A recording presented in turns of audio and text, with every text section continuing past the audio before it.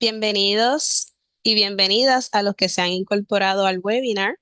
Estaremos, ¿verdad?, introduciendo el webinar Cómo manejar el estrés y la ansiedad en contexto de violencia comunitaria con nuestro recurso, la doctora Estefanis Pérez López. Pueden escribir en el chat su nombre, organización a la que representa, municipios para irnos conociendo. Si se encuentra utilizando un enlace compartido y aparece bajo nombre de otra persona, acceda al recuadro donde aparece su espacio en pantalla, haga un clic en los tres puntitos y en Rename actualice su nombre. En breve comenzaremos. Para mantenernos al tanto de futuros webinars y actividades. Puede registrarse en el siguiente enlace que va a estar apareciendo en el chat.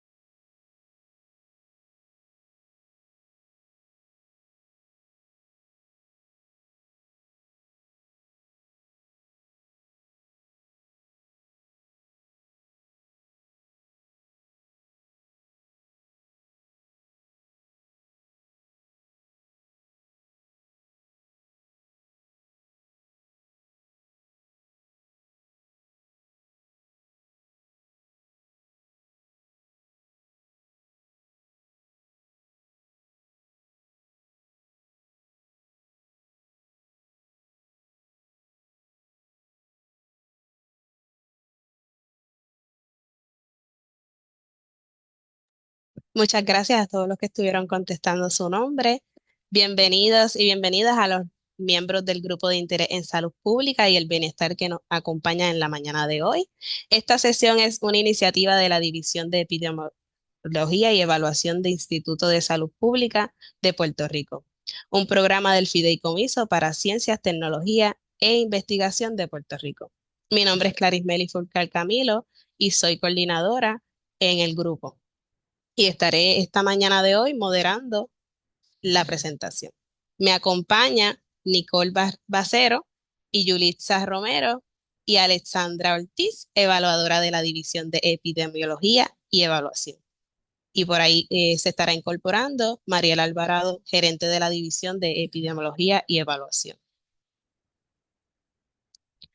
Como uno de los objetivos de nuestro grupo de interés es identificar organizaciones o grupos que trabajen con temas de salud pública y bienestar en Puerto Rico. Les exhortamos a que escriban en el chat su nombre, organización que representa y municipio. Antes de dar comienzo a nuestra charla del día de hoy, quiero comenzar con algunas instrucciones que nos ayudarán a mantener un espacio organizado durante esta mañana para el disfrute de todos.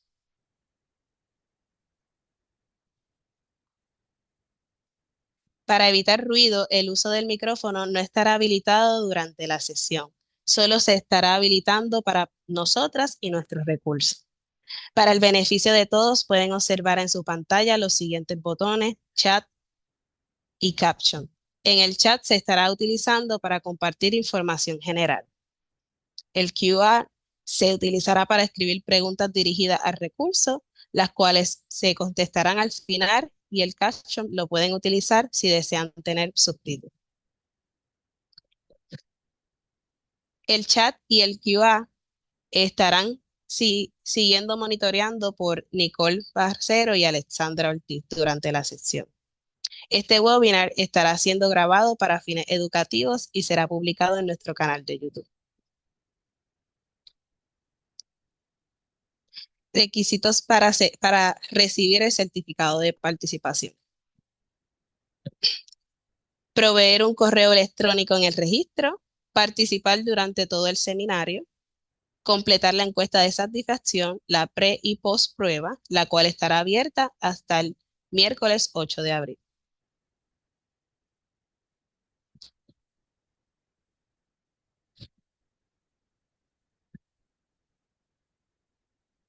Antes de presentar a nuestro recurso de hoy, agradeceremos que completen la preprueba en los próximos minutos.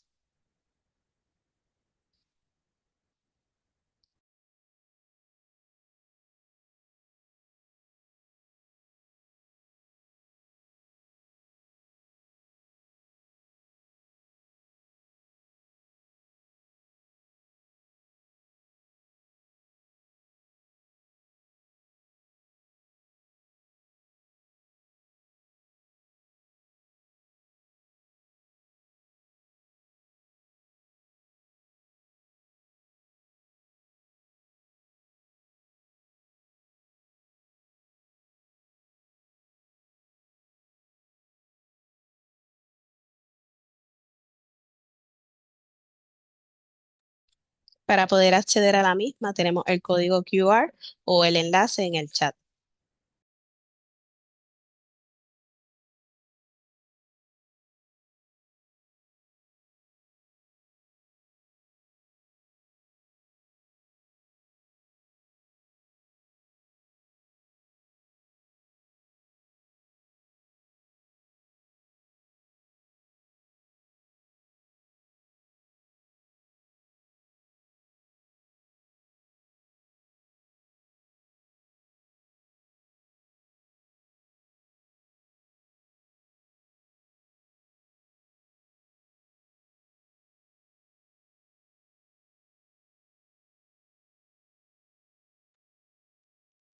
En la mañana de hoy nos acompaña la doctora Stephanie Pérez López.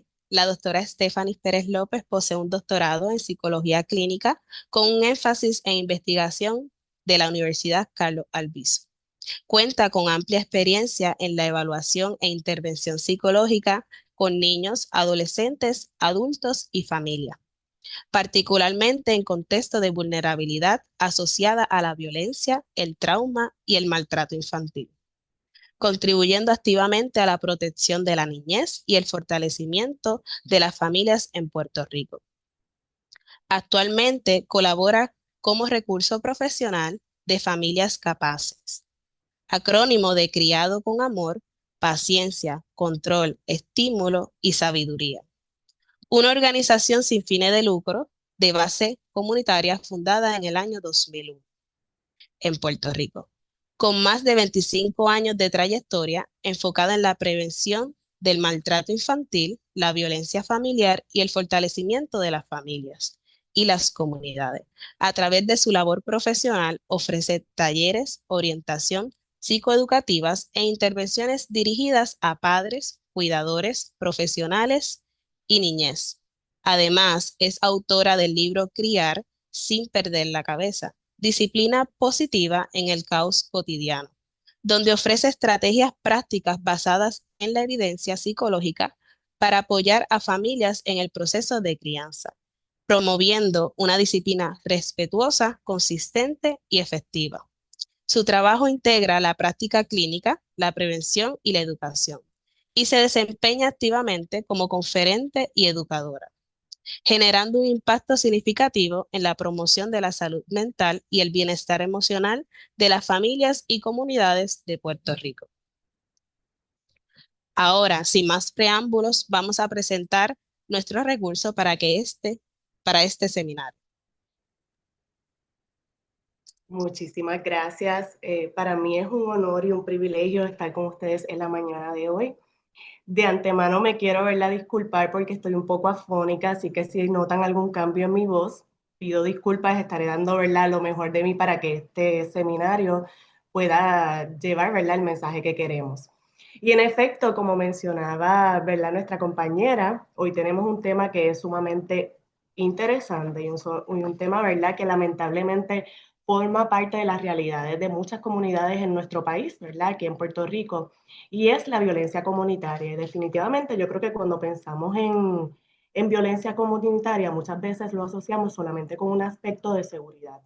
Sin embargo, esto sí tiene un impacto profundo en lo que es la salud mental de las personas y por eso es tan importante que aprendamos a tener esas estrategias para poder manejar alguna de estas sintomatologías que nos puede causar vivir en contextos como eso.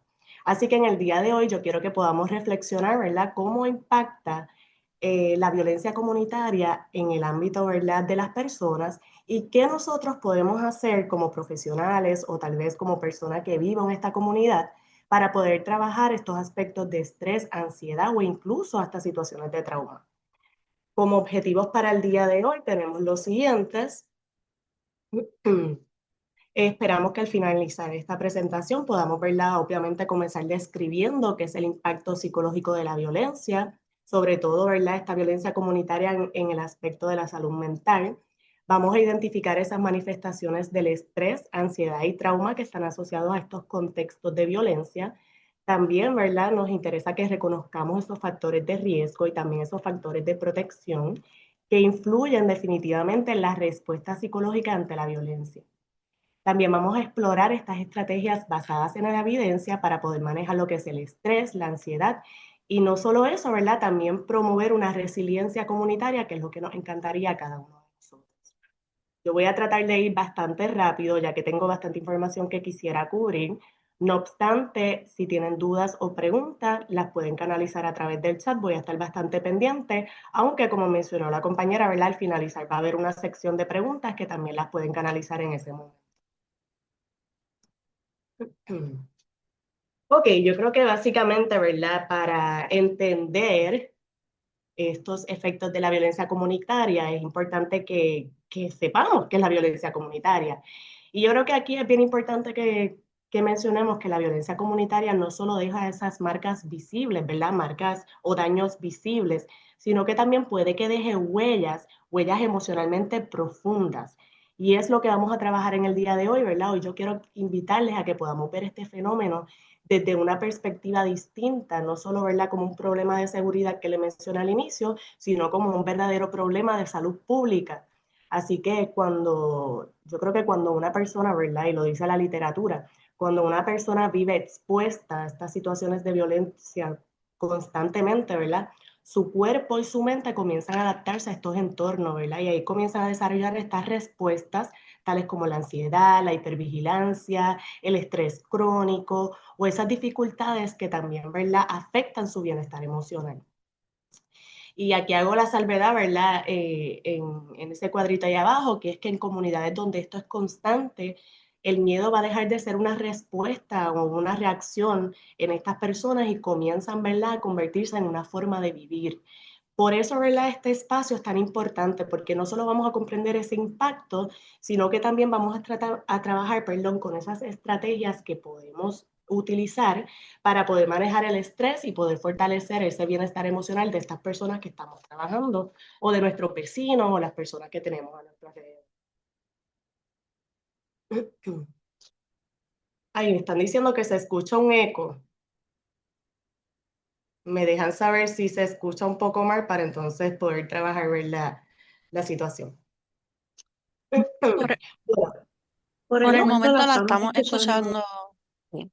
Sí, quizás Perfecto, algunos ok. compañeros están teniendo dificultad, pero se escucha bien. Gracias, gracias por dejarme saber, pero en efecto, ¿verdad? Estoy tratando de que el ambiente esté adaptado. Bueno, pues vamos a comenzar, como les mencioné anteriormente, que tengamos muy claro a qué nos referimos cuando hablamos de lo que es violencia comunitaria. Y aunque yo sé que, ¿verdad?, esto es un tema que tal vez hemos conocido, pero nunca está de más mencionar que la violencia comunitaria, ¿verdad?, incluye estos actos violentos que ocurren donde vive una persona, estudia, trabaja, donde se desenvuelve esta persona. Algunos de los ejemplos más comunes pueden ser disparos, tiroteos, asaltos, robos, violencia entre vecinos, entre otros. Aquí es bien importante mencionar, ¿verdad?, que desde esta perspectiva de salud pública, la violencia comunitaria, como yo les dije al inicio, se puede considerar definitivamente un determinante de la salud. Y esto significa, ¿verdad?, que su impacto va mucho más allá de lo que es la seguridad física, ya que afecta directamente esa salud mental, ese bienestar, ¿verdad?, emocional e incluso la calidad de vida de esas personas. Importante aquí que la exposición puede ser directa, que es que la persona es víctima, pero también puede ser indirecta, que es cuando la persona pues presencia esos eventos o vive en un entorno donde ocurre con frecuencia estos eventos violentos. Y esto es importante, ¿verdad? Porque incluso esa exposición indirecta, como tal vez escuchar disparos, conocer a alguien que está afectado, sí puede también generar un impacto psicológico significativo en una persona. Por Por eso es tan importante, ¿verdad?, también mencionarlo. Y en este caso, la literatura nos ha mencionado, los estudiosos de este tema, que esa exposición sí se asocia a mayores niveles de ansiedad, mayores niveles de depresión, estrés crónico, entre otros, incluso hasta trauma psicológico, y más adelante voy a hablar mucho más de eso, pero quería verla darle un brief un resumen bastante corto para poder introducir ese tema más adelante. Importante también, ¿verdad? Desde la neurociencia, cuando trabajamos este tema, sabemos que cuando crecemos en un entorno que tiene altos niveles de violencia, pues esto sí definitivamente puede afectar el cerebro, y nos lo dice la neurociencia, ¿verdad? Ya que esto está básicamente relacionado con esa respuesta del estrés, especialmente, ¿verdad? Se vincula a lo que es el miedo y esa regulación emocional, y más adelante les voy a mencionar cómo se afecta el cerebro. Pero en esta, ¿verdad? Esa exposición constante básicamente genera lo que nosotros conocemos como un estado de hipervigilancia.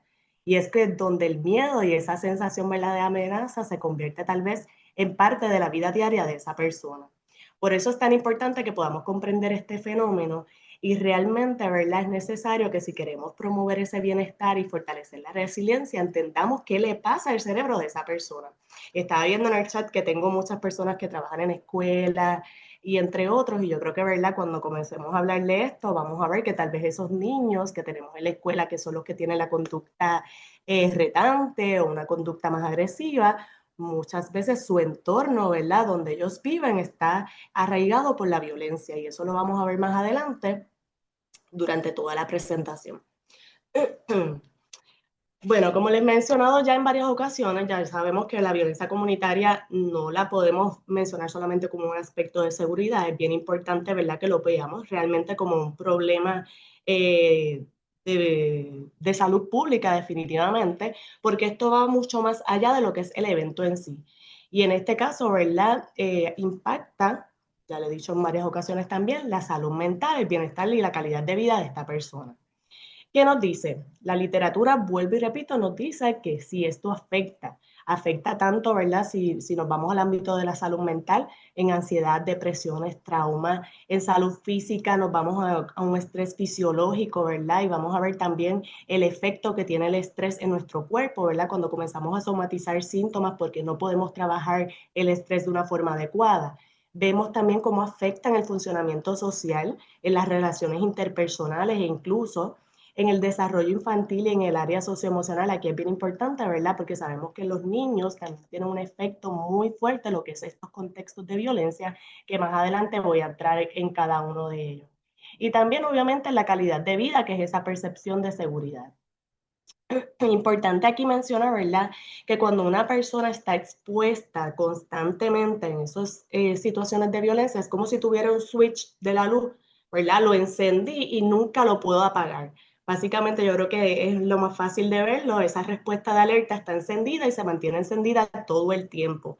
Y entonces ahí puede que entre esa persona lo que conocemos como un estrés crónico o un estrés tóxico, que más adelante voy a mencionar, ¿verdad?, la diferencia de cada uno de ellos, pero sí es importante, ¿verdad?, que veamos que esto sí tiene un efecto importante en lo que es la regulación emocional, ¿verdad?, de esta persona, e incluso en la capacidad de poder manejar el miedo, de poder manejar ciertas emociones y cómo, ¿verdad?, responde a esas situaciones en su entorno. Así que desde la salud pública, la salud, ¿verdad?, la violencia comunitaria, pues no podemos abordarlo, vuelvo y repito, solamente como un problema de seguridad, sino, ¿verdad?, como veo algo en el chat, contesta ahora, sino entender, ¿verdad?, que es clave para poder prevenirlo de forma efectiva. Tu pregunta te la voy a contestar más adelante. Él menciona, ¿verdad?, en el chat que cómo puede sacar de ese ambiente a un anciano que se acostumbró a vivirlo, ¿verdad?, a vivir en ese ambiente. Voy a hablar en las estrategias de eso, así que voy a esperar un poquito para contestarte, pero si al final entiendes que todavía tienes duda, por favor me la vuelves a hacer. Ok, yo traté de hacer un modelo, ¿verdad?, conceptual para poder ver el impacto de la violencia comunitaria en una persona. Y aquí, ¿verdad?, tal vez comenzamos, ¿verdad?, con ese aspecto violento, esa exposición a la violencia comunitaria, que ya sabemos que puede ser directa o indirecta, la persona siendo la víctima o simplemente, ¿verdad?, observando o viviendo en ese ambiente. Esa exposición va a activar esos sistemas de estrés del cuerpo, ¿verdad? Y lo vemos como estrés crónico, ansiedad, trauma psicológico, entre otros, ¿verdad? Y vemos los elementos importantes, perdón, brinqué la hipervigilancia. Vemos, ¿verdad? Esos elementos importantes como hipervigilancia, activación fisiológica y percepción, que a su vez trabaja con esas consecuencias psicológicas como el estrés crónico, la ansiedad y el trauma psicológico, que a su vez también, ¿verdad?, tiene un impacto en lo que es el funcionamiento de la regulación emocional, las relaciones sociales y el rendimiento. ¿Qué sucede con esto? Esto no es determinante y eso es lo bonito de la vida, ¿verdad? También pueden haber unos factores de seguridad que también más adelante voy a mencionarlos un poquito más a fondo, pero es importante mencionarlo porque no quiere decir que todas las personas que viven esta exposición a violencia comunitaria van a desarrollar una situación o una consecuencia psicológica. Y yo creo que si tenemos, ¿verdad?, la oportunidad de visitar alguna comunidad que está impactada por violencia, lo podemos observar. Hay personas, ¿verdad?, que sí puede que tengan alguna consecuencia psicológica, pero hay otras personas que no. Así que es bien importante mencionarlo porque hay factores que sí pueden ayudar como un amortiguador, ¿verdad?, a ese impacto. Y aquí pongo algunos y más adelante voy a hablar un poquito más de ello, pero el apoyo social es importante, la intervención temprana y recursos comunitarios, también ver la familia, entre otros que voy a mencionar más adelante. Y yo creo que aquí es que hablamos, ¿verdad?, de lo que es la resiliencia, cuando logramos esos factores de protección, ¿verdad? Tanto a nivel individual como comunitario, podemos lograr esa capacidad de la persona adaptarse y recuperarse, y así seguir funcionando a pesar de todas las adversidades. Y aquí, ¿verdad?, este modelo es un modelo sencillo para poder entenderlo un poquito mejor, pero más adelante vamos a ir entrando en cada una de ellas para poder, ¿verdad?, ver el impacto. Yo creo que ahora, ¿verdad?, nos toca poner en contexto y no voy a entrar tanto en estadísticas, simplemente, ¿verdad?, quiero que veamos la realidad que tenemos en Puerto Rico. Y cuando observamos simplemente algunas de las estadísticas de violencia en Puerto Rico, son alarmantes realmente. Y si nos vamos al año pasado, se registraron sobre 732 muertes violentas, lo que significa, ¿verdad?, que la violencia estuvo presente básicamente la gran mayoría de los días del año, que es sumamente alarmante, ¿verdad? Si vemos en esas estadísticas, la mayoría de las muertes fueron homicidios, seguido por suicidios, y ahí, ¿verdad?, también nos habla de una crisis importante de salud mental, que la hemos visto yo creo que muchísimo. Vemos también, ¿verdad?, que las personas que han sido más afectadas de esto fueron los hombres jóvenes entre las edades de 20 a 39 años, y que la gran mayoría de los casos utilizó un arma de fuego. Así que, ¿verdad? Yo creo que estos no son solo números, yo los quería traer realmente porque reflejan, ¿verdad? Cómo las personas están expuestas constantemente a esos potenciales traumáticos y cómo se puede impactar la salud mental, ¿verdad?, de nuestras comunidades, de nuestras familias y especialmente de nuestros niños, que también, ¿verdad?, se afectan en estos contextos. Así que yo creo que la pregunta en este caso va a ser, ¿verdad?, ¿cómo entonces impacta esto que estamos viendo aquí en las estadísticas a nivel comunitario, ¿verdad?, y a nivel de nuestra salud mental?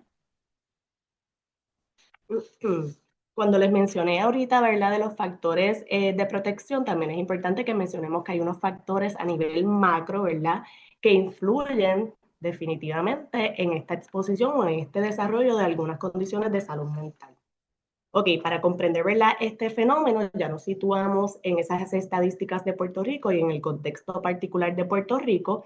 Y ahí vemos, ¿verdad?, cuando nos vamos a esas mismas estadísticas, vemos que la violencia comunitaria no está ocurriendo de una forma aislada, sino que está influenciada, ¿verdad?, por factores estructurales. Y ahí lo vemos, ¿verdad?, como lo es la desigualdad socioeconómica, la exposición frecuente a esos eventos que son potencialmente traumáticos, el estrés crónico que también puede ocurrir en condiciones sociales adversas, y cómo esos procesos también de migración y el debilitamiento de las redes de apoyo, que ahí es lo importante porque hay muchas personas que hoy día están solas porque han tenido que emigrar a sus familiares, ¿verdad? Y eso sí puede afectar en lo que es la cohesión social y aumenta tal vez la vulnerabilidad de estas comunidades en estas situaciones, ¿verdad?, de salud mental. Algo muy importante que ya mencioné, esto no es aislado, esto no le pasa solo a un individuo, ¿verdad? No es que afecta solamente a una persona, esto tiene un impacto en múltiples niveles. Y ahí lo vamos a ver, ¿verdad? Más adelante también lo voy a mencionar, pero puede que afecte a adultos, puede que afecte niños, adolescentes, adultos mayores y en general a toda la familia. Así que sí es un factor muy importante conocerlo, ¿verdad? Y yo creo que desde la literatura, la violencia tal vez comunitaria se puede entender como ese fenómeno a nivel macro, por eso se lo pongo aquí a nivel macro y más adelante lo voy a poner más a nivel individual, pero a nivel macro podemos ver que sí impacta la calidad de vida, la seguridad y la convivencia social, y hay algunos aspectos que en Puerto Rico, ¿verdad? Yo estoy segura que en otras partes del mundo también, pero me estoy enfocando, ¿verdad? Aquí en Puerto Rico sobre esas estadísticas. Continuamos, ¿verdad? Con el impacto de la salud, de la violencia comunitaria, lo que es la salud mental. Y yo creo que, ¿verdad? Hasta ahora ya hemos hablado desde una perspectiva conceptual, ¿verdad? La pregunta ahora es, ¿qué nos dice la evidencia científica sobre esto? Ya vimos qué es la violencia comunitaria, ya vimos el impacto que esto tiene, ya vimos qué factores a nivel macro pueden, ¿verdad?, influir en el desarrollo de un problema de salud mental. Pero si nos vamos a la evidencia científica, esta ha sido consistente, si vemos todas las investigaciones que hay sobre este tema, ha sido consistente en demostrar que, mira, sí, esto no es solo percepciones, hay hallazgos bien documentados que nos dicen que hay mayor riesgo de ansiedad, mayor riesgo de depresión, mayor riesgo de trauma psicológico, ¿verdad? Incluso en el caso de los niños, que mencionaba anteriormente, estos pueden ser incluso hasta más significativos. Ahí vemos que puede afectar lo que es la regulación emocional. Por eso mencioné, ¿verdad?, que a veces en las escuelas vemos estos niños que son los problemáticos, los digo entre comillas, ¿verdad? Porque tal vez el niño agresivo, el niño que se pasa peleando, sin embargo, cuando vemos mucho más allá, observamos que vive en un ambiente arraigado, ¿verdad?, por lo que es la violencia.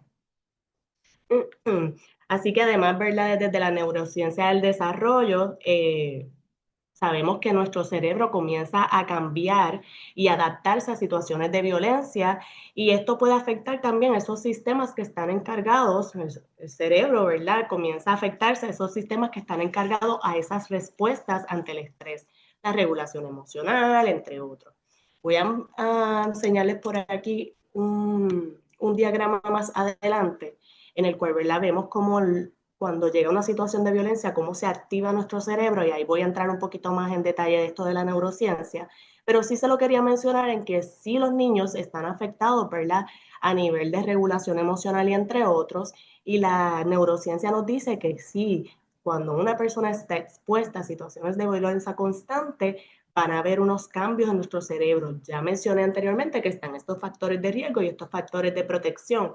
Vuelvo y repito, no necesariamente porque yo vivo en un ambiente que impera lo que es la violencia, yo voy a desarrollar una condición de salud mental. No, no es obviamente no necesariamente va a ocurrir, porque puede que hayan algunos factores de protección que sirven como ese amortiguador, ¿verdad?, para poder defenderlos de ellos. Ok, ya les mencioné a nivel macro, o sea, factores de riesgo, y aquí ahora quiero ir más a nivel individual, porque también esos, ¿verdad?, esos recursos de apoyo nos pueden ayudar, pero también nos pueden afectar o nos pueden poner en riesgo a tener una condición de salud mental. ¿Qué factor de riesgo a nivel individual puede, ¿verdad?, afectar en este caso? Un trauma previo, dificultades de esa persona en la regulación emocional, que no tenga apoyo familiar, que desde muy pequeño esté expuesto, ¿verdad?, a lo que es la violencia, o que esas estrategias de afrontamiento sean limitadas. A esto, ¿verdad?, se le suman esas condiciones que mencionamos anteriormente, como la pobreza, las limitaciones a accesos de servicios de salud mental, entre otros. Pero como hay factores de riesgo, también están esos factores que ayudan a amortiguar, ¿verdad?, a que ese cantazo no sea tan fuerte, por decirlo de una forma más sencilla, y ahí entran esas redes de apoyo social, las relaciones familiares seguras, y es importante, ¿verdad?, mencionar que a veces no contamos con familia, pero el vecino se puede convertir en una familia, el amigo se puede convertir, ¿verdad?, en esa persona de apoyo. Así que aunque tal vez esa persona no tenga una madre, un padre, un hermano, un tío, puede que tenga otro tipo de persona que hace ese rol de esa familia. También los programas comunitarios, la intervención temprana, esas habilidades de regulación emocional, ¿verdad?, ayudan a que haya ese amortiguador y que estas personas puedan desarrollar esas habilidades de regulación emocional para poder procesar y manejar esas experiencias. Así que eso es bien clave, ¿verdad?, porque si nos muestra, o sea, esto sí nos muestra, debo decir, que que esto puede cambiar, que no es un determinante, que por yo vivir en X lugar no es un determinante de que yo voy a tener un problema de salud mental. Y eso es lo importante, es reconocer que sí existen factores de protección y que las personas las pueden tener accesible, ¿verdad? Estos factores para poder amortiguar este daño. Ok, cuando hablamos del estrés, mencioné al inicio, ¿verdad? Que la exposición constante del estrés podemos comenzar a tener efectos importantes en lo que es nuestro cerebro y poder eventualmente esto convertirse en un estrés crónico. El estrés, pues sabemos que es una respuesta natural del cuerpo, incluso hay ocasiones en que es necesaria, es importante. Más adelante voy a hacer la diferencia entre cada uno de ellos, pero el estrés en sí no es malo. Y yo creo que este es un tema que tal vez uno pregunta en cualquier lugar, ¿y qué te parece el estrés? Y todo el mundo le pone la X como que no, yo no quiero estrés, pero realmente hasta cierto punto el estrés no es dañino, no es malo. Obviamente cuando ya se vuelve constante, cuando todo el tiempo, ¿verdad? Vivo a través de estrés, pues ya ahí sí, ¿verdad? Se vuelve peligroso y viene lo que conocemos como este estrés crónico. Así que la exposición recurrente a la violencia sí puede generar estrés crónico definitivamente. Y el estrés surge básicamente cuando ese switch no se apaga. ¿Se acuerdan que le decía que encendimos la luz? Pues se quedó completamente, ¿verdad?, encendido. Y así cuando las personas viven en estos contextos, perdón, de violencia, básicamente es como si estuviese ese sistema todo el tiempo encendido y estén en ese momento de hipervigilancia todo el tiempo, ¿verdad? Esto los puede llevar a estar en ese estado de hipervigilancia todo el tiempo, todo el tiempo, todo el tiempo, donde esa persona comienza a pensar que todo su entorno es peligroso. Incluso a veces no hay ni tan siquiera una amenaza inmediata o no existe, ¿verdad? Ese tipo, pero la persona está pensando todo el tiempo que sí está viviendo en una situación peligrosa.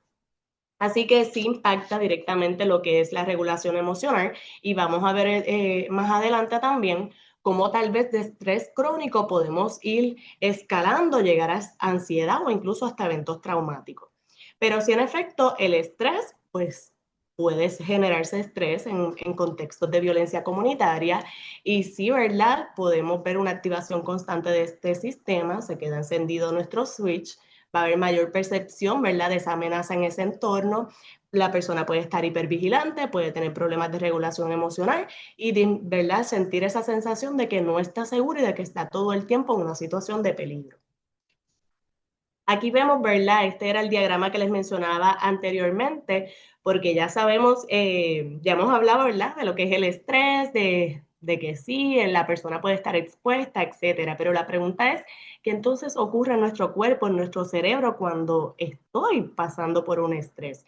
Y aquí este diagrama que traté, ¿verdad?, de que pudiéramos observar, nos va a ayudar a comprender cómo nuestro cerebro, ante esa exposición constante de la violencia, comienza a trabajar. Y yo creo que todo comienza, ¿verdad?, en este puntito donde está la estrellita, que es lo que conocemos como la amígdala, y ella es la que se encarga de detectar esas amenazas, ¿verdad? Ella comienza a detectar esas amenazas y en estos contextos, obviamente, de violencia, esta se va a activar con mucha más facilidad.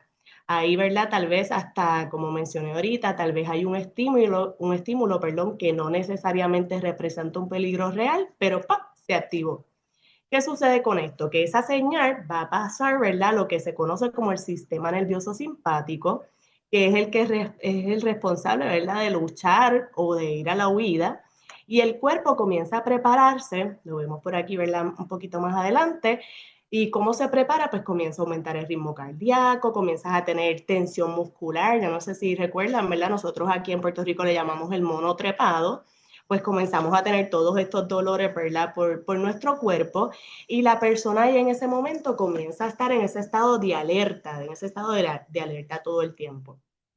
¿Qué sucede? Que al mismo tiempo se activa lo que es el hipotálamo, perdón, y ahí se libera, ¿verdad?, la hormona del estrés, que sabemos que es el cortisol.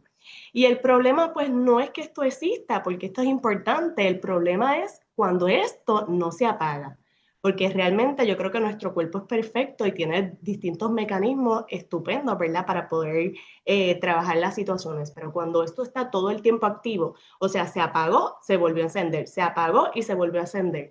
Ahí sí, ¿verdad? Es que vienen los problemas y ahí es que entra lo que conocemos como este estado de hipervigilancia, que es básicamente donde esta persona está constantemente en ese estado de alerta, todo el tiempo esperando que algo malo va a ocurrir. Y esa activación sostenida, pues sí puede desarrollar, ¿verdad?, distintas situaciones como tal estrés crónico, entre otros. Y aquí es bien importante, ¿verdad?, mencionar que muchas veces el estrés, comienzas a sentir, de tanto estrés que tienes, comienzas a sentir situaciones físicas. Por ejemplo, yo estoy todo el tiempo en este estado hipervigilante, comienzo a tener hasta dolores en mi pecho y digo, ay Dios mío, yo me estoy muriendo, me duele el pecho, comenzamos a visitar, ¿verdad?, los distintos médicos, me hacen estudios y no consiguen nada, ¿verdad?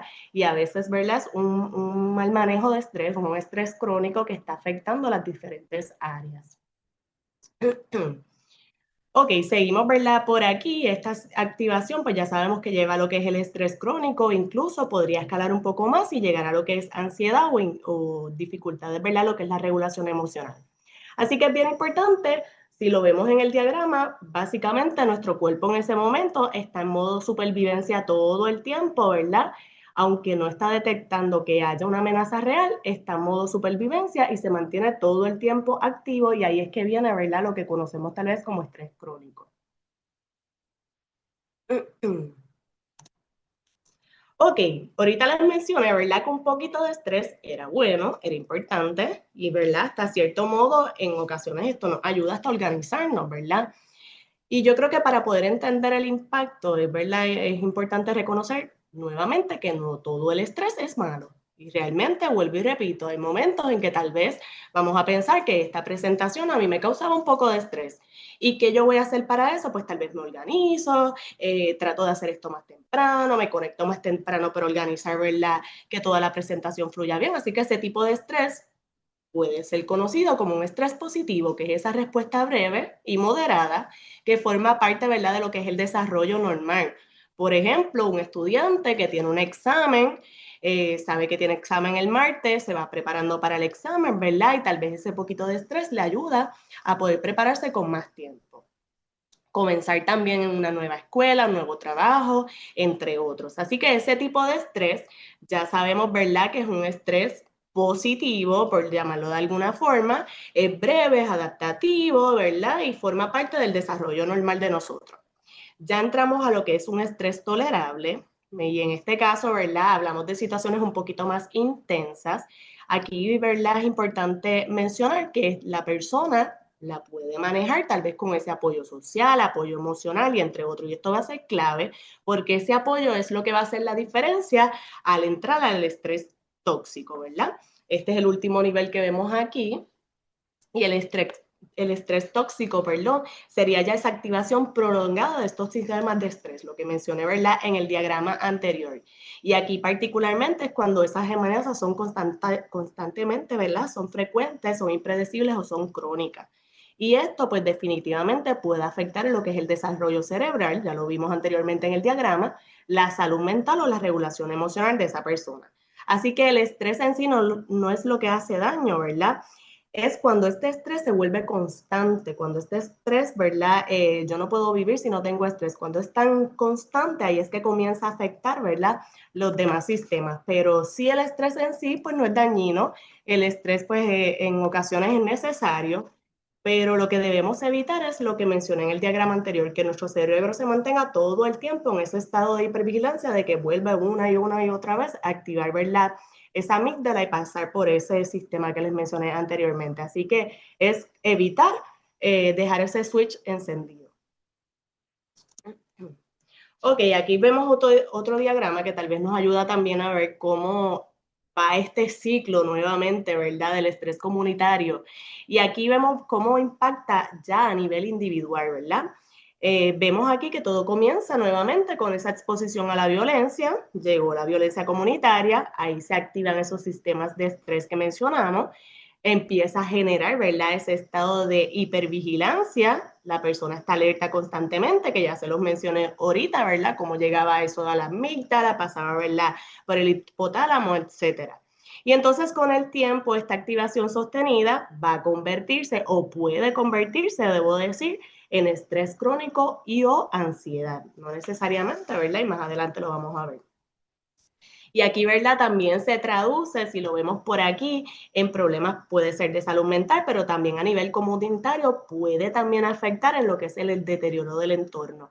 Y esto, ¿verdad? También es importante porque esto comenzamos un ciclo y esto se puede estar perpetuando todo el tiempo. O sea, vive la violencia, pasa el individuo y seguimos, ¿verdad? Perpetuando este ciclo. Así que en este contexto, la ansiedad puede comenzar, ¿verdad?, a ser una respuesta adaptativa. Más adelante voy a mencionar un poco de esto también, pero con el tiempo tal vez empieza a convertirse ya en algo que empieza a afectar a ese ser humano y sí definitivamente puede afectar y deteriorar también a nivel comunitario.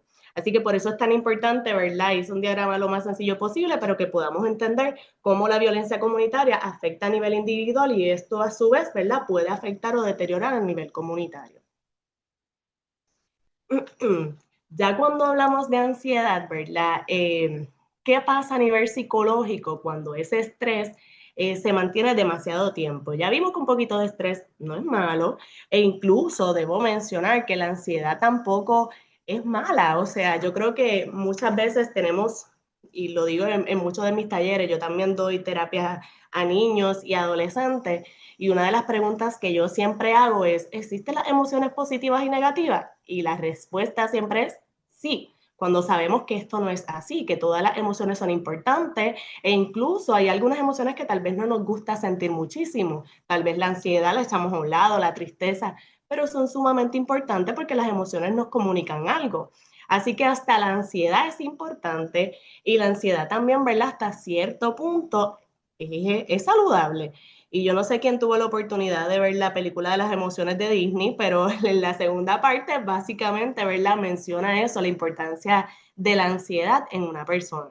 Así que nada, básicamente, ¿verdad? Sí, la ansiedad también puede ser hasta cierto punto buena, pero ya cuando se mantiene con mucho tiempo, ahí es que viene, ¿verdad?, los efectos. Así que como hemos visto, la violencia, ¿verdad? Definitivamente, ¿verdad? En el chat dice que es tremenda película. Me parece de verdad es una de las mejores. Yo la utilizo en terapia también con mis jóvenes y ayuda a que los mismos jóvenes entiendan lo que están viviendo en ese momento, qué emociones están experimentando y si es mala o no, porque yo creo que incluso me ha pasado en los adultos. Yo siempre utilizo, cuando estoy dando un taller de emociones, utilizo eso, ¿verdad? Las emociones son malas, se dividen en positiva y negativa y yo creo que más del 50% me dice que sí. Y realmente pues ya sabemos que no, las emociones son importantes, las emociones son necesarias y lo que no nos gusta tal vez de las emociones es sentir ciertas emociones incómodas, pero a la larga te está diciendo algo esa emoción y es sumamente importante. Ay, alguien me dice que escucho un eco. No sé si todavía me escuchan en eco o es la misma persona. No, perfecto. Ok, pues nada, vamos a continuar por aquí. Gracias, María. Vamos a continuar, ¿verdad? Aquí en esta diapositiva de la ansiedad, y es que, vuelvo y repito, la exposición recurrente a la violencia sí puede aumentar lo que es la vulnerabilidad a trastornos de ansiedad. Y aquí vemos manifestaciones tales como la hipervigilancia constante, esa preocupación excesiva por lo que es la seguridad, esa dificultad para poder relajarse o sentirse seguro, tal vez problemas de sueño, respuestas exageradas ante estímulos que son percibidos como amenaza, ¿verdad?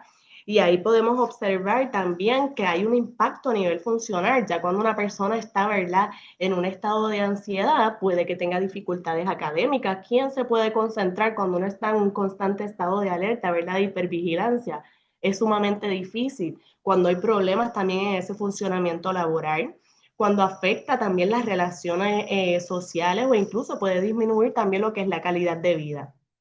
Así que vuelvo y repito, un poquito de ansiedad no es malo, pero ya cuando es de forma prolongada, pues sí deja de ser, ¿verdad?, protectora y ahí es que comienza a afectar lo que es el bienestar de las personas, de las relaciones e incluso del funcionamiento diario de esa persona que lo está viviendo.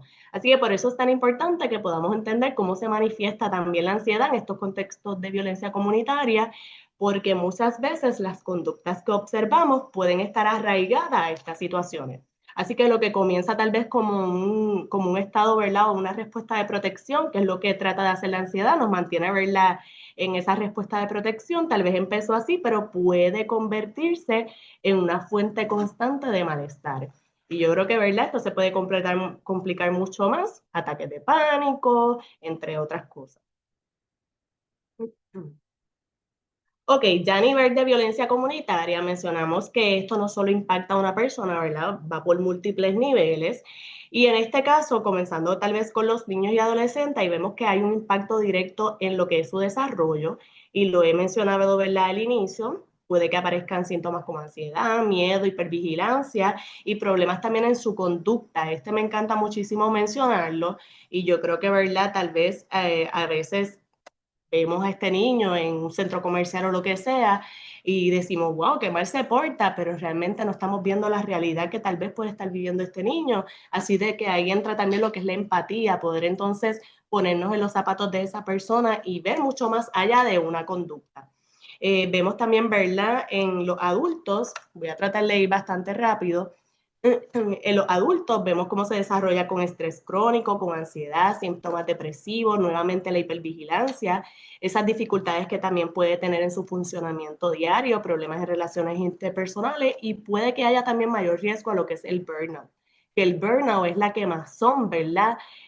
Vamos a poner que estoy en mi trabajo y termino, ¿verdad? Quemándome con mi trabajo, que es un estado, ¿verdad? No voy a entrar en esto porque estaríamos todo el día hablando, pero sí también tienen mayor riesgo de presentar lo que es el burnout.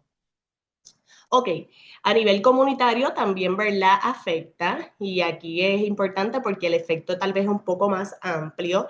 Aquí se debilita lo que es ese tejido social, que es básicamente esas relaciones, ¿verdad? Que hay entre las personas, la confianza que tienen entre los vecinos, ese sentido de comunidad puede que se afecte, ¿verdad? Y ahí se mantiene tal vez esta percepción de constante inseguridad. No me siento seguro en el ambiente donde estoy viviendo, en mi comunidad, ¿verdad? Ahí reduce definitivamente lo que es la participación comunitaria. Tal vez hay una actividad y me ha pasado, yo he estado en un residencial que estaba viviendo un aspecto de seguridad en ese momento y tenían una actividad espectacular, ¿verdad? En la cancha tenían una actividad de verdad espectacular. Y si fueron 5 personas fue mucho. Gritaban, ¿verdad? Bajen, pero habían otros aspectos que, ¿verdad? Esas personas no se sentían seguras y preferían quedarse de forma aislada. Realmente, ¿verdad? Esto es un conjunto que nos muestra, yo creo que entre todos los que hay aquí, que la violencia no solo es comunitaria, ¿verdad? No solo, la violencia comunitaria no solo afecta a nivel individual, afecta, ¿verdad? En los múltiples niveles, como mencioné anteriormente, que puede impactar familias, puede impactar, ¿verdad? Comunidades, entre otros.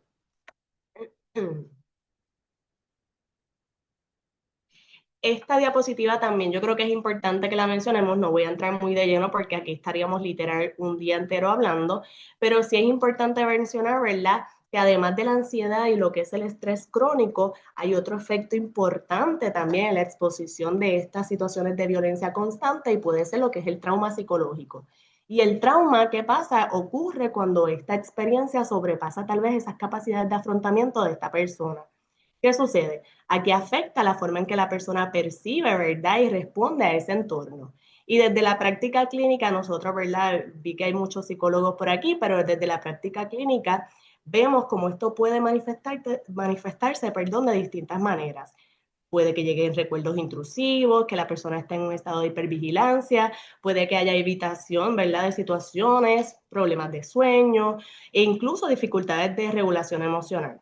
Y en contextos donde la violencia es recurrente, muchas de estas personas viven con esa sensación constante, ¿verdad?, de amenaza y los mantiene todo el tiempo activado, que era lo que mencioné anteriormente, ¿verdad? Y sí, en efecto, esto cuando se sostiene con el tiempo, ¿verdad? Aumenta lo que es la vulnerabilidad de desarrollar estos tipos de trastornos un poco más complejos. Y ahí incluimos lo que es el PTSD, el trastorno de estrés postraumático, ¿verdad? Que podría también ser uno de los efectos. Estoy viendo por aquí el chat. Ok. Por eso, ¿verdad? Es importante que podamos comprender lo que es el trauma.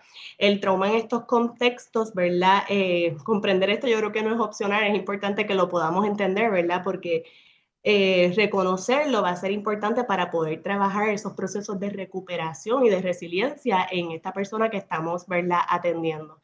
Y de ser así, es bien importante mencionar, ¿verdad?, que el trauma no necesariamente se ve, muchas veces, ¿verdad?, se siente en la forma en que la persona vive su día a día y eso nos toca a nosotros tal vez tener ese ojo clínico, ¿verdad?, de poder enviarlo a los recursos que tengamos disponibles para que poder ayudar a esa persona. Traté de hacer un diagramita bastante sencillo para que podamos diferenciar cada uno de los conceptos que mencioné ahora mismo, que fue el estrés, la ansiedad y el trauma psicológico. Y vamos a verlo porque yo creo que muchas veces, a veces hay hasta confusión hasta qué punto se considera estrés, cuándo se convierte en ansiedad y cuándo entonces es un trauma psicológico. Y aquí podemos ver que el estrés, ya lo mencioné, es una respuesta fisiológica, ¿verdad? Y psicológica ante esas demandas de amenaza. Esta puede ser adaptativa y puede ser temporal. Ahí podemos tener tensión, irritabilidad, dificultad para concentrarse, incluso fatiga. ¿Qué sucede? La ansiedad ya es un estado persistente de preocupación o de anticipación de peligro, aunque no haya ninguna amenaza. ¿Qué manifestaciones comunes hay? Puede que la persona esté inquieta, hipervigilante, tenga preocupaciones excesivas o incluso problemas de sueño. Y ya vemos, ¿verdad?, la última categoría, que es lo que es el trauma psicológico, y si es esa respuesta emocional bien intensa ante estos eventos altamente amenazantes o violentos, y aquí ya sabemos que pueden tener recuerdos intrusivos, evitación, hipervigilancia o incluso estar experimentando este evento una y otra vez. Si lo vemos de una forma bastante sencilla, ¿verdad? Yo creo que el estrés es esa reacción momentánea. La ansiedad es esa preocupación que se va manteniendo, ¿verdad? Y ya el trauma es esa huella un poco más profunda que deja, ¿verdad?, la experiencia. Así que en estos contextos de mucha violencia comunitaria, el estrés sí puede volverse constante. Con el tiempo podría, ¿verdad?, evolucionar hacia una ansiedad. Y con algunos casos, esto no pasa a todo el mundo, ¿verdad? Lo estoy diciendo de una forma bien general, pero en algunos casos también podrían haber hasta respuestas traumáticas. Así que no es lo mismo, yo creo que no es lo mismo estar alerta que vivir la alerta o incluso no poder salir de esa alerta. Yo creo que eso es más o menos, ¿verdad?, la forma más fácil de poder diferenciar cada uno de ellos.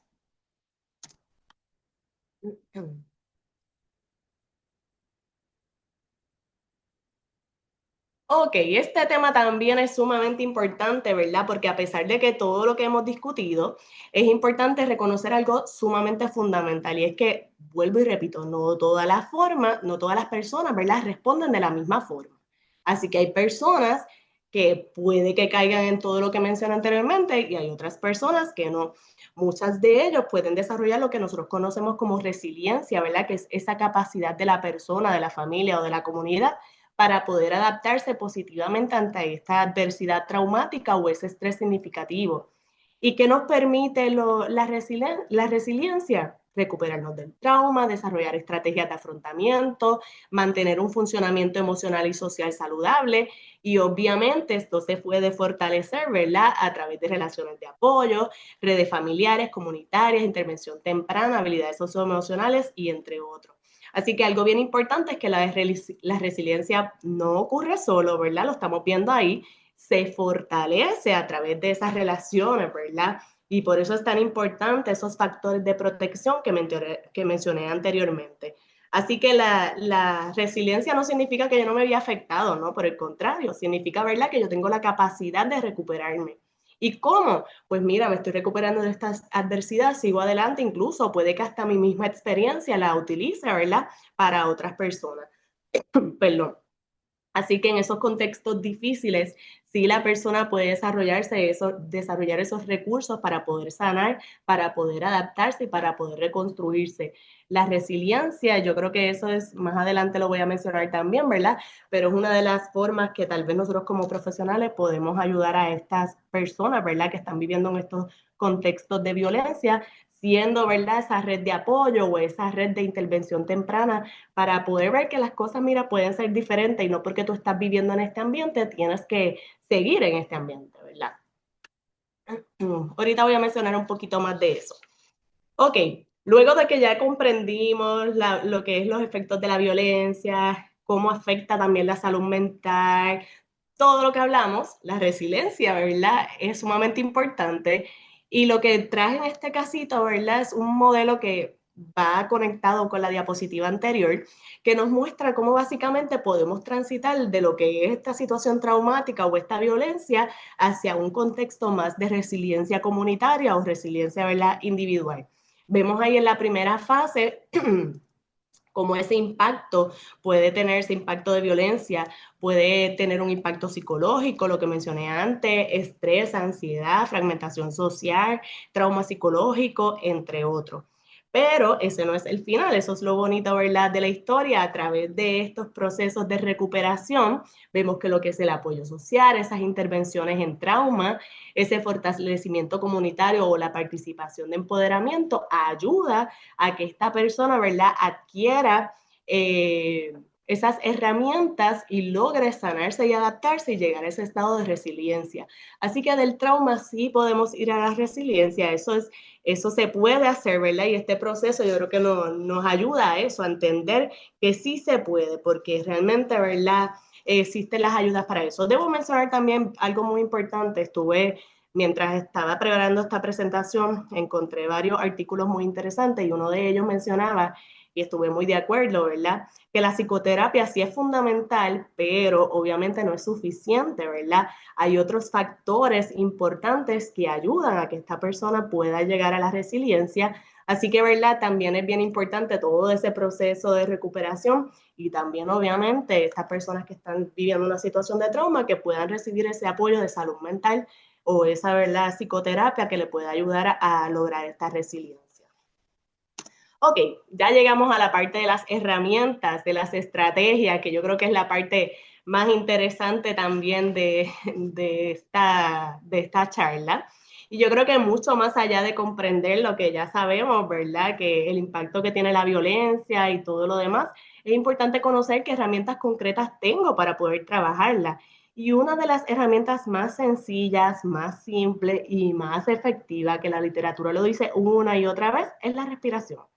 Realmente respirar sí nos ayuda, ¿verdad? ¿Por qué? Porque activa nuestro sistema parasimpático, que sabemos que es el que nos calma, ¿verdad? El que calma el cuerpo y nos lleva a ese equilibrio. Y ahí nos ayuda a reducir lo que es la activación del estrés y generar la calma. Mira, algunos ejercicios sencillos. Podemos inhalar por 4 segundos, sostener la respiración, exhalar por 6 y repetirlo todo el tiempo hasta que nos vayamos calmando. Algunos estudiosos dicen que lo hagas por 3 minutos, 5 minutos, otros hasta que te vayas calmando.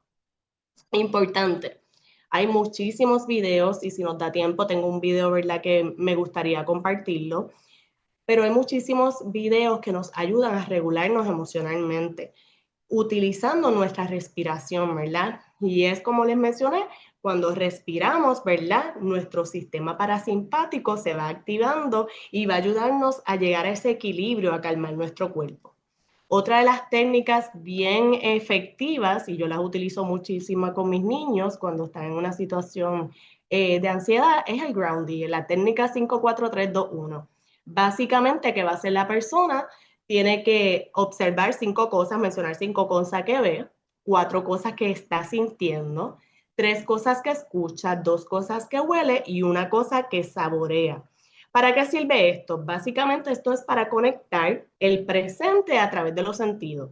Lo que vemos, lo que sentimos, lo que escuchamos, y esto ayuda a que esa persona salga, ¿verdad?, de ese pensamiento de ansiedad. Lo que queremos es que no esté enfatizado en ese pensamiento, sino que salga, ¿verdad?, en ese momento, porque como mencioné anteriormente, a veces no hay ni una situación de amenaza, pero la persona está sintiendo que puede haber una amenaza. Hace poco, precisamente, yo tenía un estudiante en una situación en que estaba viendo todo catastrófico y una de ellas era, yo soy malo en el deporte, mira lo que está pasando a nivel mundial, va a venir una tercera guerra mundial, ¿verdad?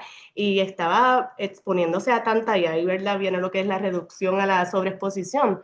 Estaba expuesto a tanta noticia que el joven se estaba afectando al utilizar lo que es la respiración y esta técnica 5-4-3-2-1 logramos, ¿verdad?, que se estabilizara y regular esas emociones. Así que son bien importantes, ¿verdad?, para todo este tipo de cosas. También vamos por aquí lo que es la regulación emocional. Y este es sumamente importante, ¿verdad? Y aquí está lo que podemos llamar tal vez como esa pausa emocional. Y es tal vez nosotros mismos hacernos estas preguntas de qué estoy sintiendo, qué necesito ahora mismo. Esto nos va a ayudar, ¿verdad? Que tengamos esa conciencia emocional y nos permita tal vez responder de una forma más consciente en lugar de una forma impulsiva. Y es que sabemos que cuando estamos en este tipo de alerta, tal vez no estoy regulando. Yo creo que esto, todos los que somos psicólogos y mucho más allá, lo podemos ver, ¿verdad? Como el semáforo emocional. Paro, luego, ¿verdad? Pienso y actúo. Es sumamente importante. Voy a hacer esa pausa emocional, voy a pensar en lo que yo estoy sintiendo, qué necesito y luego entonces puedo seguir. Y aquí bien importante, ¿verdad? Es reducir esa exposición. Realmente hay ocasiones en que hay que limitar las noticias. Si prendemos, ¿verdad? Las noticias en nuestro país, pues sabemos que hay muchísimas noticias violentas y realmente hay ocasiones en que hay que reducirla. Este mismo estudiante fue una de las recomendaciones que le dimos en ese momento. Hay que detener un poco las noticias en este momento porque él ya se estaba viendo como un pensamiento catastrófico, ya hablaba de una tercera guerra mundial y de otras cosas mucho más, ¿verdad?, fuertes, y realmente sí fue momento de establecer esa desconexión tal vez con esas noticias para limitar, ¿verdad?, o disminuir esa activación de esos sistemas de estrés que tenían en ese momento. Importante, estas herramientas obviamente no eliminan el problema, ¿verdad?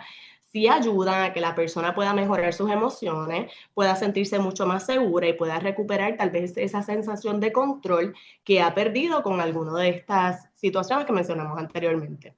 Importante, y aquí, ¿verdad?, entra yo creo que lo que nos mencionaba el compañero al inicio, aunque no siempre podemos cambiar el entorno, eso es bien importante, uno quisiera, ¿verdad?, cambiar el entorno de las personas. No lo podemos hacer, pero sí podemos ayudarle a desarrollar esas herramientas para que pueda, ¿verdad?, responder de una forma un poco más saludable. Yo no puedo, ¿verdad?, sacar a mis estudiantes de donde viven, que son entornos que cuando me cuentan realmente, ¿verdad?, entornos bien violentos. No los puedo sacar de ahí, pero sí puedo ayudarle a que tenga estrategias. ¿Qué puedes hacer cuando pasa esto? ¿Qué puedes hacer en esta situación? ¿Qué puedes hacer, ¿verdad?, cuando te sientes de esta forma? Y de esa forma, ¿verdad?, aunque no estoy cambiando su entorno, estoy dándole esas herramientas para que sepa qué hacer en esos momentos determinantes. A nivel familiar también es importante, ¿verdad? Mencionamos anteriormente que la familia es un factor protector y es uno de los factores más importantes, ¿verdad?, frente a situaciones de impacto, frente a situaciones de violencia, perdón. ¿Y qué estrategias podemos recomendar a las familias? Importante, la comunicación abierta sobre las emociones. Y aquí me encanta hablar sobre esto porque yo creo que culturalmente muchas veces, sin darnos cuenta, puedo decirme, ¿verdad?, me imagino, utilizamos frases como no llores, ay, pero eso no es nada, mira, eso es una tontería. Y realmente al hacer esto lo que hacemos es que cerramos la comunicación y evitamos, ¿verdad?, o invalidamos esas emociones que está sintiendo nuestro hijo, nuestra hija o la persona que está hablando, ¿verdad?, conmigo en ese momento.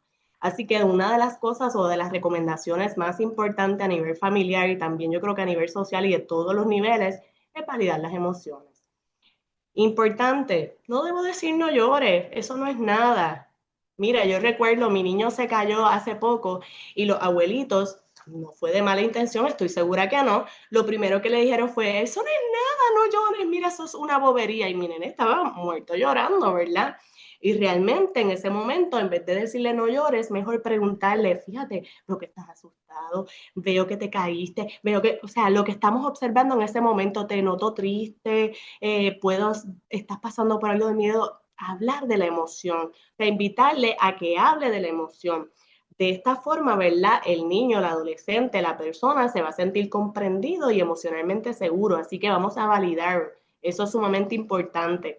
Podemos, ¿verdad?, preguntar qué fue lo más que te asustó en ese momento, cómo te sentiste, qué fue lo que te puso triste. Lo que queremos es que desarrolle, ¿verdad?, esa conciencia emocional y que eso reduzca los niveles de ansiedad, entre otros. Importante también, hay ocasiones en que tal vez yo voy donde mi niño, mi niña, una persona, una amiga, no sé, la persona que queramos ayudar en ese momento y nos diga que no quiere ayuda, porque puede pasar, ¿verdad? ¿Qué nos toca en ese momento? Tal vez sí hay que respetar su espacio, Si no quiere ayuda, no quiere ayuda, pero tal vez yo puedo en ese momento mencionar, pues mira, cuando te sientas preparada, yo estoy aquí para ti, darle números, ¿verdad? Que pueda llamar en el momento que necesite, darle, ¿verdad? Hay que respetar, obviamente no podemos forzar nada, cuando forzamos algo, pues no tiene resultado, ¿verdad? Pero sí es importante también mencionarlo porque puede ocurrir. Otra de las cosas, ¿verdad?, que podemos hacer a nivel familiar, perdón, es dar esa seguridad importante, esas frases que le podemos decir a nuestros hijos, a nuestros familiares, estoy contigo, mira, aquí tú estás seguro, lo que necesites estoy para ti. Todo esto, ¿verdad?, reduce muchísimo esa sensación de amenaza que puede tener esta persona. Y la rutina emocional también es importante. Una de las cosas que yo siempre hago cuando busco a mi niña es preguntarle cómo fue tu día. Y hay veces que su respuesta es bien, pues yo le invito a que me explique que es bien. Ay, ¿qué fue lo más divertido que hiciste? ¿Qué fue lo más difícil que pasó? ¿Pasó algo chistoso? Empiezo a hacerle muchas preguntas abiertas, ¿verdad? Para invitarla a que ella pueda hablar de lo que pasó en el día. Y así evitamos también esos desbordes emocionales, porque muchas veces venimos con una acumulación, ¿verdad?, emocional y llega el momento que hay un desborde y nosotros decimos, pero ¿qué pasó aquí? No es lo mismo, ¿verdad? Seguir acumulando. Yo le digo a mis chicos en la escuela que esto es como un vaso. Yo les sigo echando gotitas, gotitas, gotitas hasta que llega el momento que se desborda. Y tal vez cuando se desborda no lo hace de la mejor manera. Así que como ya yo sé que el vaso se puede desbordar, en vez de dejar que se siga llenando, yo voy sacando gotitas, sacando gotitas. ¿Y cómo las saco? Invitándole, ¿verdad?, que hable de sus emociones, invitándole a que hable de lo que le pasó en el día, entre otros. Otra de las cosas importantes es también nosotros enseñarle a regular sus emociones, haciendo ejercicios de respiración, poniéndole, ¿verdad?, el semáforo emocional, ayudándolo con estrategias. Pues mira, en estos momentos que tú te sientas enojado, puedes hacer esto, esto, esto. Y es una de las cosas bien efectivas y los niños a veces pensamos que no nos escuchan, pero realmente sí. Para contarles una anécdota, un día mi niño tiene 3 años, estaba bien enojado en ese momento y él muy enojado, la niña le dice al lado, Matthew, él se llama Matthew, Matthew, es momento de respirar, ¿verdad? Y tal vez uno piensa que a los niños no se le queda lo que uno dice, pero sí, los veíamos bien graciosos, íbamos en el vehículo y ellos iban atrás respirando, haciendo ejercicios de respiración.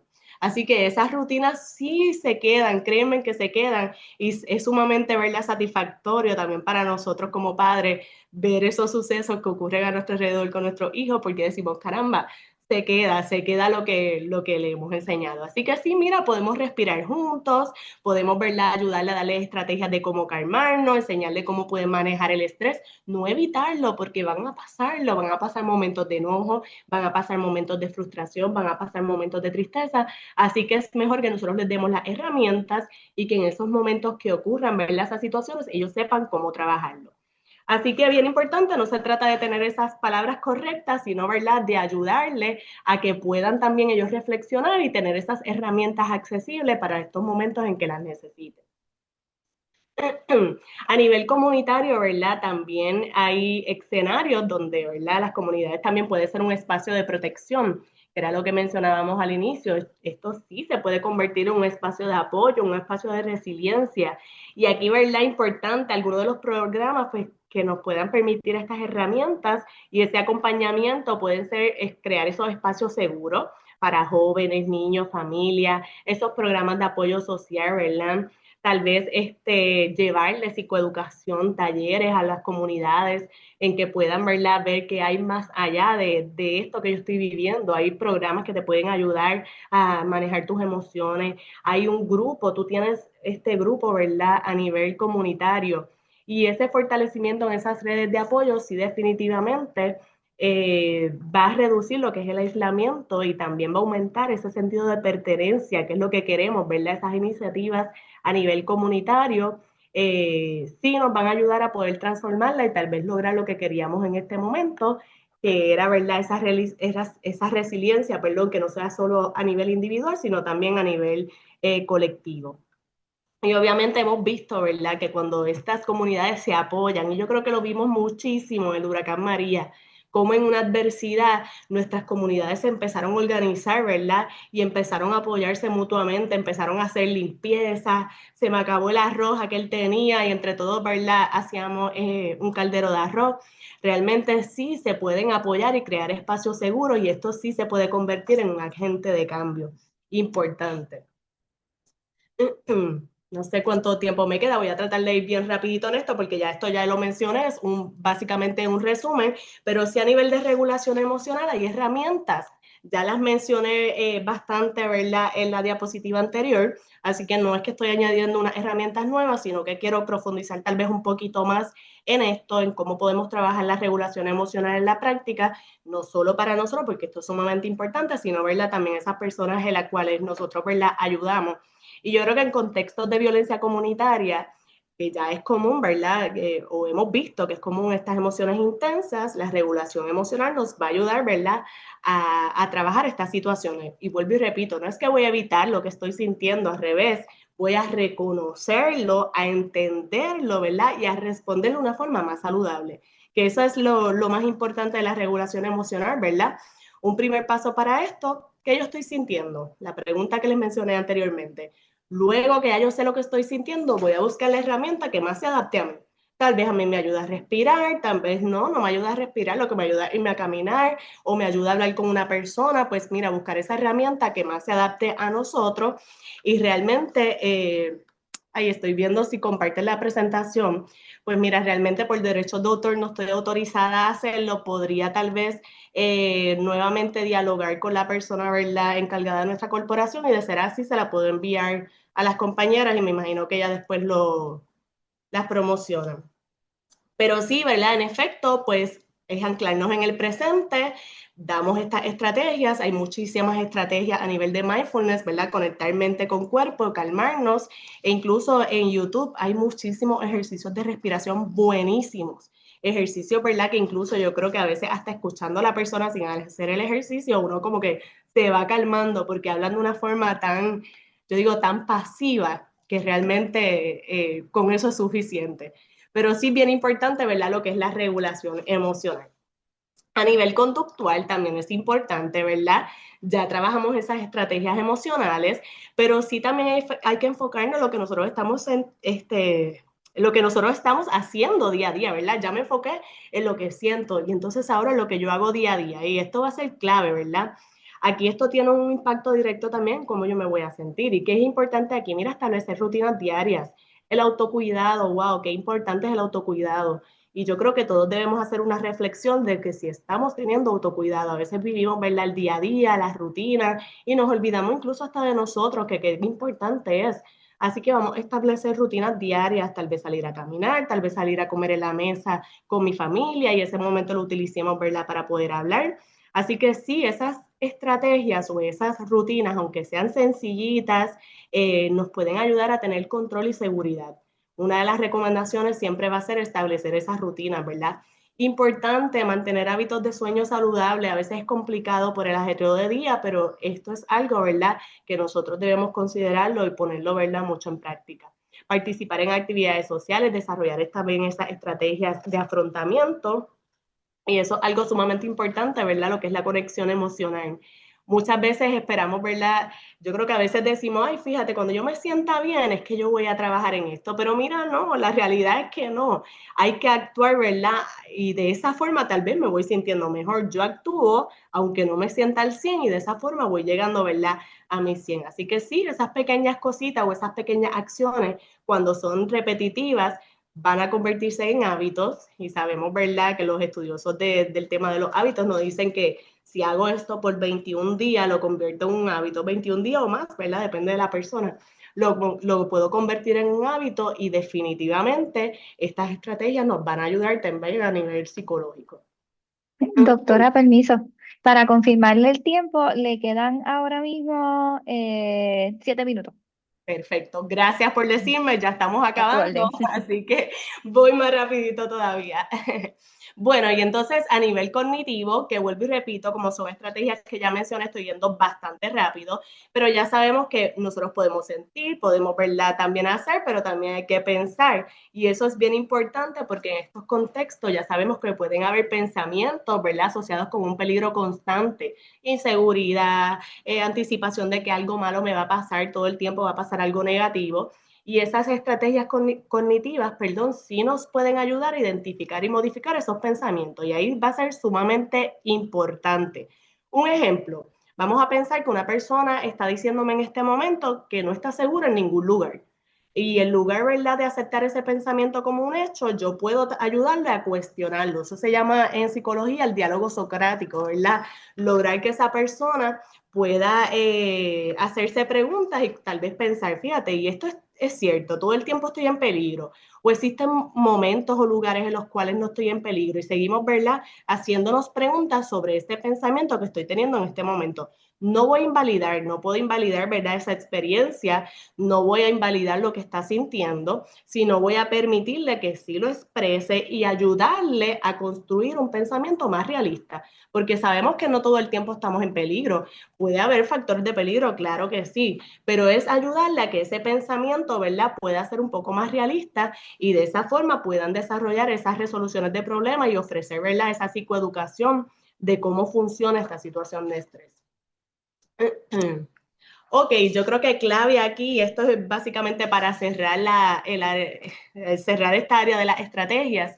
Ya sabemos, ¿verdad?, que la promoción de la salud mental requiere obviamente un enfoque integral, ya lo mencionamos, debe tener a nivel emocional, conductual, ¿verdad?, a nivel cognitivo también. Pero también va a ser sumamente importante ese apoyo, ¿verdad?, familiar, ese apoyo social y ese, ¿verdad?, esos factores de protección que mencionamos al inicio. No podemos intervenir únicamente a nivel individual, ¿verdad? Debemos conocer, ¿verdad?, que si las condiciones, ¿verdad?, permanecen iguales. Y así también es bien importante que la salud mental, ya sabemos que no se construye un aislamiento, sino que es parte de... Ay, gracias por todo su comentario. Es parte, ¿verdad?, de fomentar y implementar estas estrategias de enfoque y de apoyo. Ok, por último, para no irme de los minutos, ¿qué rol nosotros tenemos como profesionales? Ya he dicho muchísimos de ellos, ¿verdad? Pero nos toca a nosotros, mira lo que estamos haciendo ahora. Primero, educarnos, crear y ayudar a crear esos espacios seguros y espacios de apoyo en nuestras comunidades, ofrecer, ¿verdad?, psicoeducación accesible. Mira, no necesariamente porque tú vives aquí o porque tú estás viviendo constantemente una situación de violencia, quiere decir que tú vas a desarrollar un trauma. No, ¿verdad?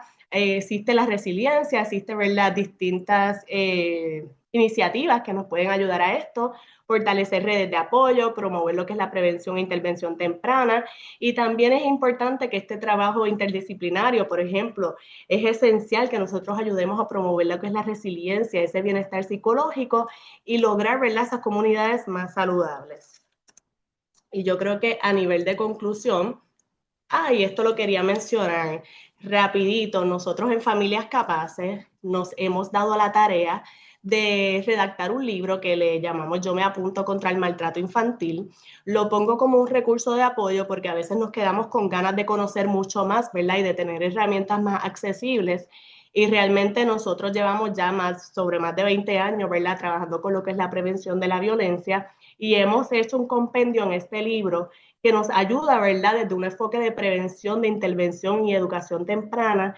Es una joya realmente, no es porque, ¿verdad?, es de Familias Capaces, realmente una joya, y tiene hasta protocolos y todo que le invito, ¿verdad?, que el que le interese lo puede conseguir en publicaciones puertorriqueñas, en Lauroamericana o a través de nosotros en Familias Capaces. Realmente es un buen libro y es un buen recurso de apoyo cuando queremos buscar mucho más allá y tener herramientas accesibles. No me dio tiempo de ese video, pero no pasa nada. Pueden buscar a través de YouTube videos de mindfulness. Es un video que nos ayuda, ¿verdad?, a poder conectar mente y cuerpo y poder relajarnos a través de la respiración. Y por último, ya hemos mencionado, ¿verdad? Ya sabemos que la violencia comunitaria es un determinante social, ¿verdad? Impacta definitivamente la salud mental y vemos que es un problema de salud pública. Realmente aumenta lo que es el riesgo de estrés, de ansiedad, de trauma psicológico, afecta, ya vimos, ¿verdad?, los factores de riesgo a nivel macro, que puede afectar lo que son esas poblaciones vulnerables, pero también, ¿verdad?, esos factores de protección que nosotros podemos ayudar, ¿verdad?, para lograr esa resiliencia en estas personas que viven en estos ambientes así. Así que sí, la salud mental se construye en una relación de entorno y yo creo que esto es un reto para concluir, ¿verdad? que podemos abordar, y yo creo que más allá de eso es ver que hay esperanza, que no necesariamente porque yo vivo en una situación de violencia voy a desarrollar una condición de salud mental, sino que mira, sí, esto es un hecho, la literatura no lo dice, pero hay unas herramientas que puedo utilizar para evitar esto. Y también como profesionales nos toca a nosotros, ¿verdad? Definitivamente también tener autocuidado y evitar que estas condiciones que estamos expuestos muchas veces también nos afecten a nosotros, porque sí puede pasar, ya lo vimos anteriormente, que la violencia no solo tiene que ser directa, puede ser de forma indirecta, y ahí es que entra nuestro rol, ¿verdad? Y la pregunta yo creo que aquí que nos debemos hacer es, ¿qué vamos a hacer hoy? De hoy en adelante desde nuestro rol, o qué yo estoy haciendo, ¿verdad? De hoy en adelante desde nuestro rol. Gracias un millón. Traté de ir lo más rápido posible, cubrimos por lo menos todo el material, pero realmente ha sido un honor, ¿verdad? Poder estar con ustedes en el día de hoy. El video, mira, no recuerdo el nombre, pero le voy a dar para atrás. Realmente pueden buscarlo por ejercicios de mindfulness en YouTube. Mira, este es de eSalud. Realmente no recuerdo el nombre, pero nada más con escucharla, realmente es bellísima ella. Abro por aquí el chat.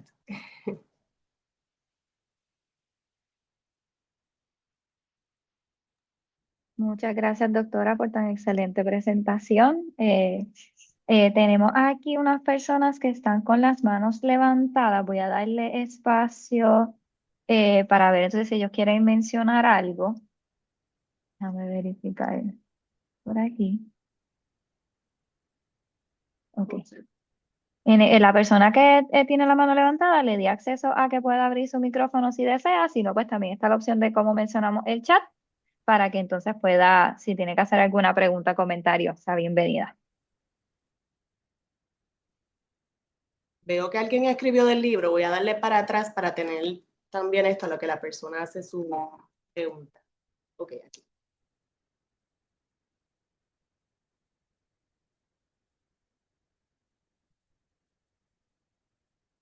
Mientras tanto, estaremos en la parte de la postprueba, pero de nuevo está abierto a que mientras contestan la postprueba, pues puedan hacer sus comentarios y preguntas.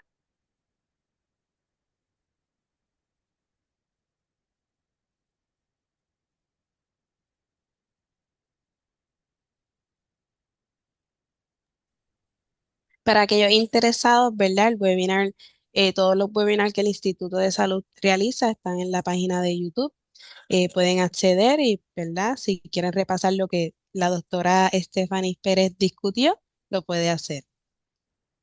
Ahí le estaremos presentando para completar la postprueba.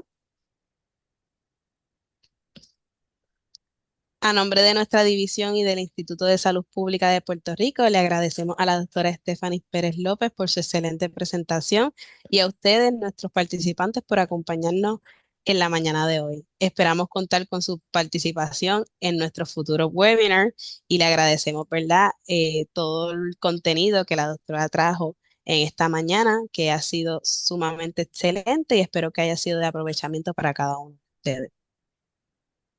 Gracias.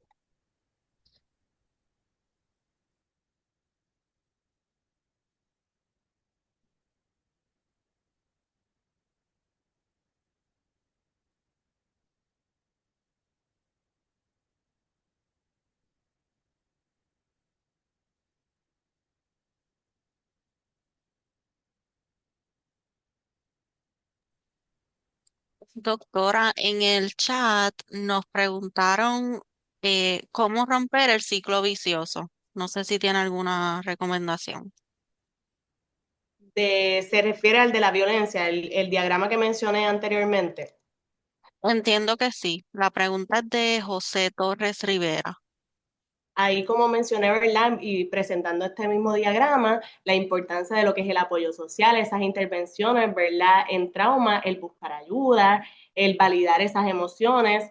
Aquí, ¿verdad? Importante esos factores de protección. Y era lo que mencioné al inicio, de que sí, en efecto, puede que haya una predisposición al yo vivir en estos ambientes de violencia a que yo desarrolle alguna condición de salud mental. Sin embargo, hay unos factores de protección que es lo que me ayuda a romper ese ciclo, ¿verdad? Y poder salir en un aspecto de resiliencia. Alguien me pregunta sobre la ansiedad tóxica. ¿Qué en efecto quieres saber de la ansiedad tóxica?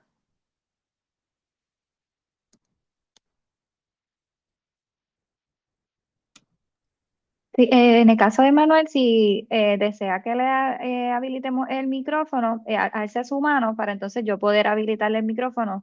Si no, pues esperamos su mensaje en el chat.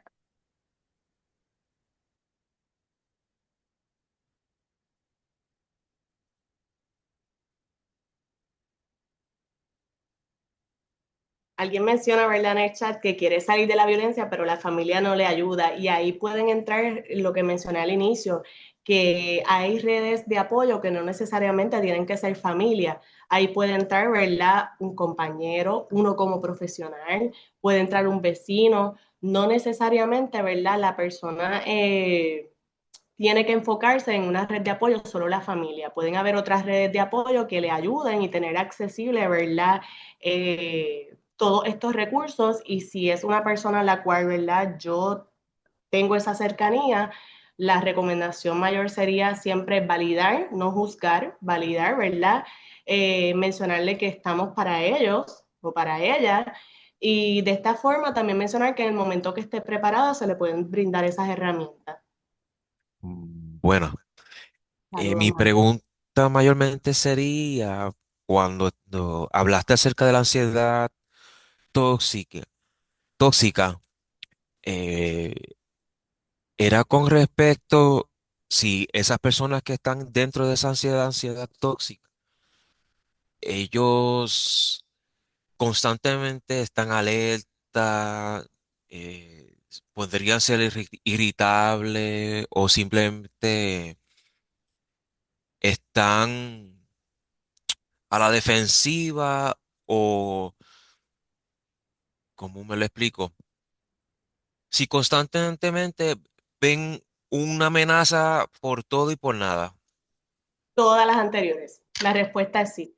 Todas las anteriores, una persona que está comprometida puede estar irritado, puede que en cosas que no sean necesariamente una amenaza, vea una amenaza. Y era lo que mencionaba en el momento, no sé si estuviste cuando Ujú. mencioné, ¿verdad?, lo del cerebro, es como constantemente está en ese estado de que me encendí, me volví a encender, me encendí y no hay momento de apagarme por completo. Y sí, una persona que está en una situación de ansiedad puede estar irritada, puede tener, ¿verdad?, esa hipervigilancia, que es lo que estás mencionando en este momento, preocupado todo el tiempo, no se puede relajar, puede tener pensamientos catastróficos, no puede dormir, sí puede comprometerse en muchas de esas, ¿verdad?, tener muchas de las sintomatologías que estás mencionando.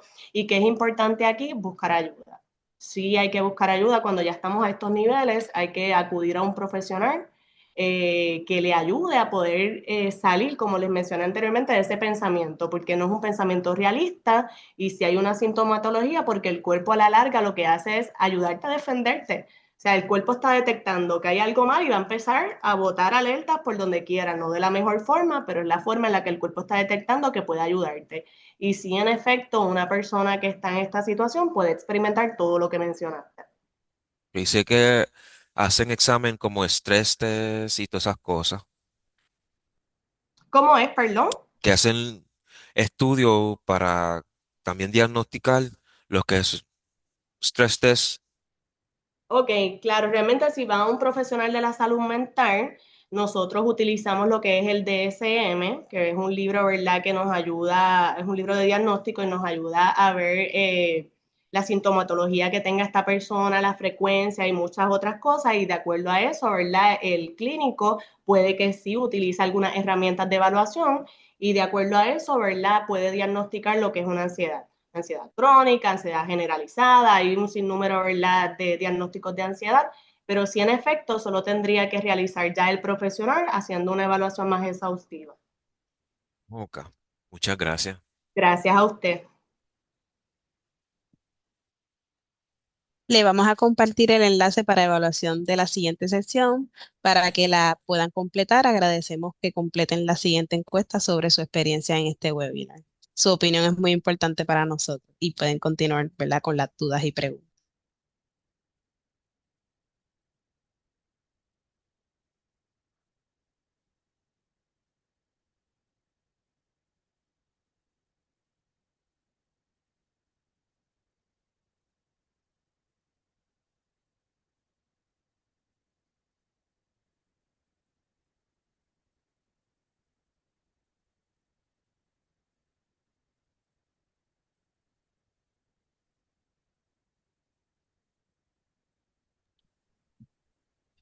Dado por concluido, ¿verdad? Este webinar, le damos nuevamente las gracias a la doctora Stephanie por tremenda presentación. Sé que muchos se van a estar beneficiando y espero que esto sea la primera de muchas experiencias que ustedes puedan, ¿verdad? Compartir.